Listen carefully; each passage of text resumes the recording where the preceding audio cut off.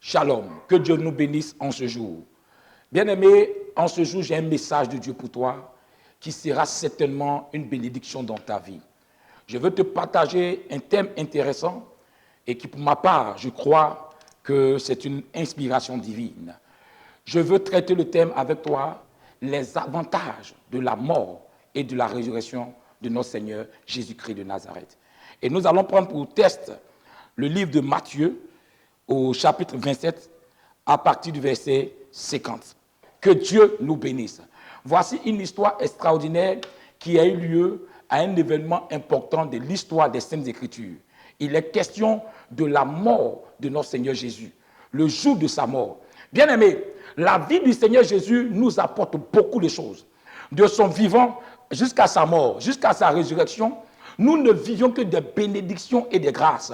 Sa mort avait été prophétisée, même sa naissance avait été annoncée, ainsi que sa résurrection. Et chaque événement dans la vie de notre Seigneur Jésus, de sa personne, a apporté une grande bénédiction dans la vie de ses disciples et de ses enfants que nous sommes. Pendant qu'il était vivant, il a ressuscité des morts, il a guéri des malades. C'est pourquoi je crois que quelle que soit ta maladie, en ce jour, le Seigneur est capable de le faire. Il faut que tu aies la foi et tu verras la guérison de Dieu germer et pointer dans ta vie au nom de Jésus-Christ. Et là, il est question de la mort de notre Seigneur Jésus et aussi d'un événement qui a eu lieu à sa résurrection. La Bible dit que plusieurs événements se sont produits lorsque le Seigneur est mort. Donc même dans la mort du Seigneur, nous avons des avantages à tirer. Et là, le premier des avantages qui a eu lieu dans la mort de notre Seigneur Jésus, la Bible dit que le voile du temple s'est déchiré en deux, de haut en bas. Et nous savons que ce temple-là avait un voile lourd qui était mis en place depuis le livre de Exode chapitre 30 et Lévitique chapitre 16. Nous voyons que cela avait été mis afin de séparer le peuple de Dieu. Mais par la mort du Seigneur Jésus-Christ, la Bible dit que le voile est déchiré en deux, de haut en bas. Je vais dire à quelqu'un, par le fait que Jésus-Christ meurt, en poussant un grand cri, un événement de catastrophe surnaturelle arrive. Et parmi les catastrophes surnaturelles, un événement se produit dans le temple.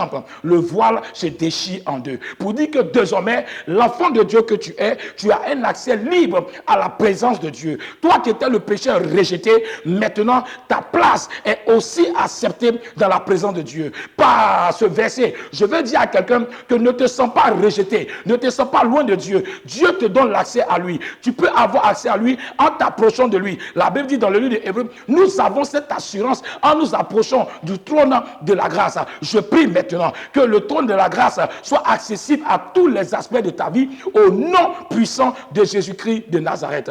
Oh Père, merci pour ce que tu as fait à la croix. Par ta mort, nous voyons des événements heureux nous arriver. La deuxième chose qui a eu lieu lorsque Jésus-Christ est mort, la Bible dit que la terre trembla. La terre a tremblé.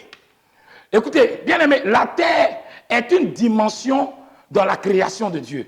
Dieu a fait sortir la terre des eaux. Et de la terre, Dieu a donné de la nourriture, il a donné des choses aux hommes.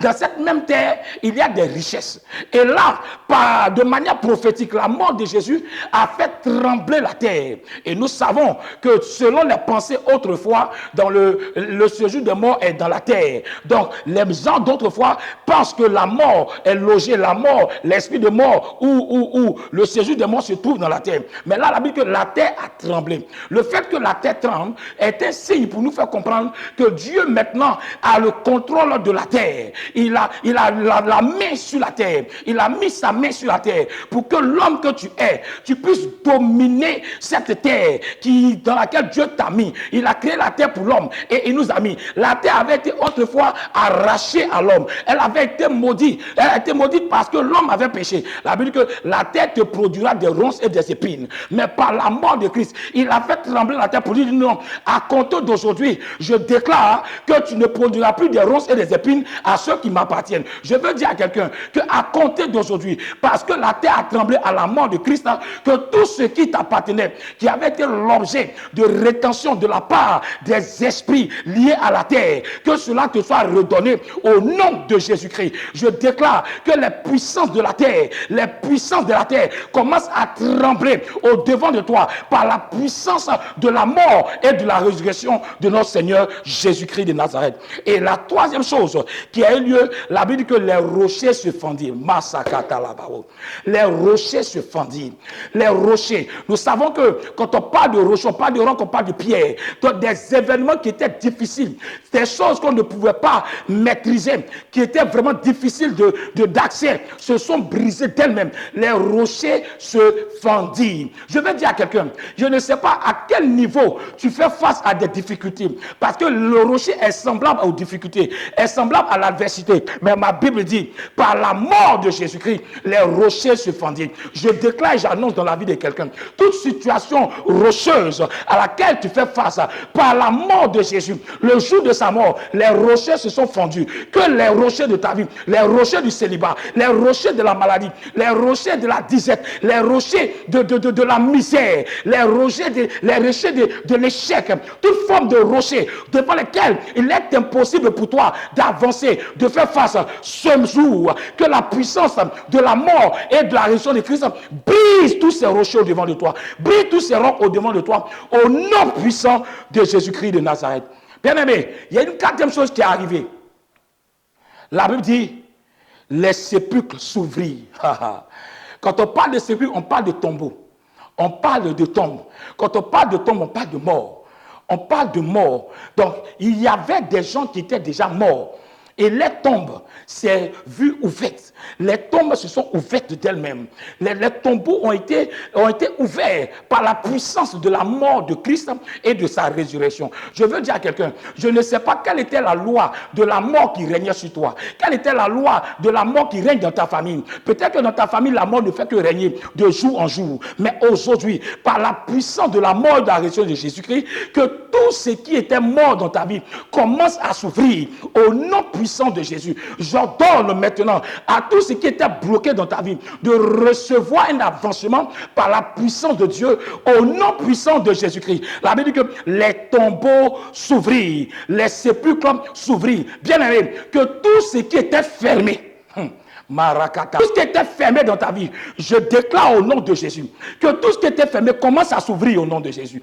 Des choses impossibles. Quand on parle de mort, de parle de sépulcre, ça veut dire que les personnes sont mortes, on les a oubliées, on ne pensait plus à eux. Je déclare maintenant, par la puissance de la mort et de la résurrection de Jésus, que tout ce qui avait été oublié dans ta vie, ou tous ceux qui t'avaient oublié, commencent à te revoir à nouveau. Car les tombeaux s'ouvrent pour que quelqu'un qui avait connu la mort connaisse maintenant la résurrection au nom puissant de Jésus-Christ de Nazareth. Oh, donne-moi un amen. Il dit que la plupart, plusieurs de corps des saints qui étaient morts ressuscitaient. Frère, tout ce qui est mort dans ta vie, je déclare que cela ressuscite au nom puissant de Jésus-Christ. Et la cinquième chose qui est arrivée, la Bible dit que étant sortis des sépulcres, après la résurrection de Jésus, ils entraient dans la ville sainte et apparut à un grand nombre de personnes. Bien-aimés, je déclare maintenant que tu rentres dans un temps d'apparition. Là où tu avais été oublié, tu avais été effacé, que par la puissance de la résurrection de Jésus-Christ de Nazareth, que ton heure d'apparition arrive au nom de Jésus-Christ. Que tu apparaisses au sommet de la société. Que tu apparaisses dans la gloire. Que tu apparaisses dans le mariage. Que tu apparaisses dans la victoire. Que tu apparaisses dans la guérison. Que tu apparaisses dans le succès. Que tu apparaisses dans la promotion. Au nom de Jésus. La Bible dit que plusieurs des morts qui étaient là ont apparu et ont fait leur entrée dans la ville après la résurrection de Jésus. Je déclare maintenant que tout ce qui avait disparu dans ta vie commence à apparaître par la puissance de la résurrection au nom de Jésus-Christ de Nazareth. Et pour terminer, le centenier et ceux qui étaient là avec lui pour garder Jésus, ayant vu le tremblement de terre et ce qui venait d'arriver, fut saisi d'une grande frayeur et dit, assurément cet homme était fils de Dieu. Frère, il a fallu que tous ces événements arrivent pour que le centenier qui a condamné Jésus avec son équipe soit convaincu que celui-ci est fils de Dieu. Que l'Éternel va convaincre les gens autour de toi à cause des prodiges qui vont arriver dans ta vie. Ma prière est ce matin et en ce jour pour toi. Que la grâce de Dieu soit avec toi. Je prie afin que la main de Dieu s'étende sur toi et que tu témoignes de la puissance de la mort et de la résurrection de Jésus dans ta vie, dans tous les domaines. Je prie que la grâce de Dieu repose sur toi. Bien-aimés, d'ici là, portez-vous bien.